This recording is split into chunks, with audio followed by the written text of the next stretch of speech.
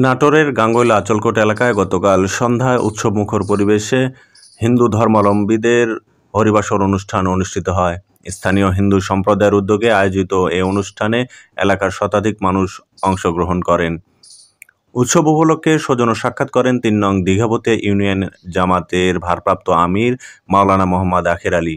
তিনি আয়োজকদের সঙ্গে শুভেচ্ছা বিনিময় করেন এবং এলাকার শান্তি, সম্প্রীতি ও সৌহার্দ্য বজায় রাখার আহ্বান জানান।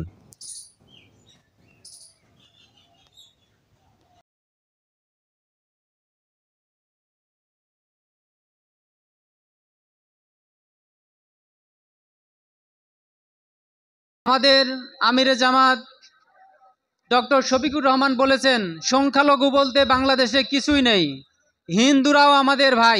আমরা একসাথে এই বাংলাদেশকে সুন্দর পরিবেশ গড়তে চাই। এই বাংলাদেশকে মুসলমানরা যেমন তাদের ধর্মীয় অনুষ্ঠান পালন করবে নিরাপত্তার সাথে, আমরা চাই আপনারাও তেমনভাবে নিরাপত্তার সাথে আপনাদের ধর্মীয় অনুষ্ঠান পালন করবেন।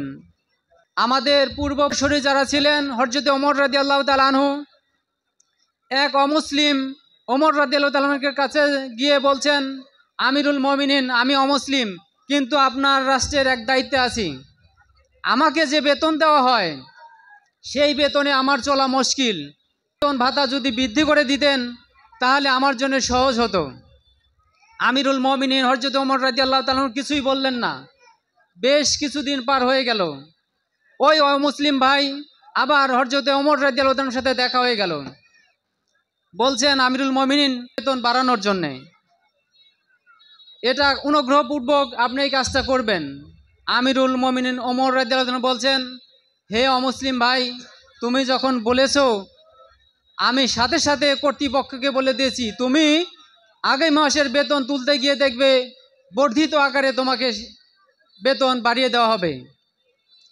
এই হলো আমাদের মুসলমান শাসকদের গৌরব উজ্জ্বল ইতিহাস।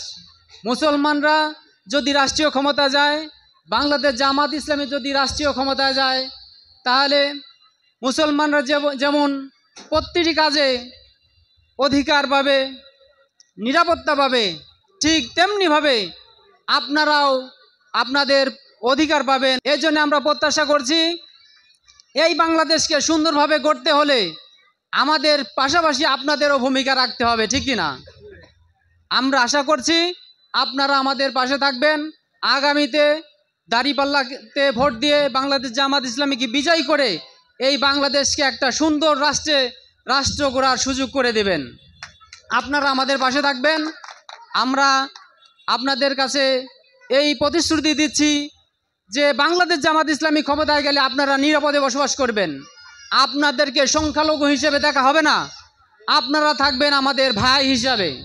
আমরা আন্তরিকভাবে অভিনন্দন জানাচ্ছি, ওনারা যেন আমাদের পাশে থাকে।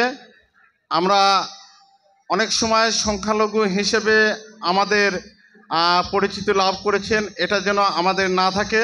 এই স্বাধীন বাংলাদেশে আমরাও স্বাধীনভাবে যাতে চলতে পারি, এই প্রত্যাশা জামাতে ইসলামের কাছে করি। সেই সঙ্গে আমাদের এখানে আসার জন্য ধন্যবাদ জ্ঞাপন করছি।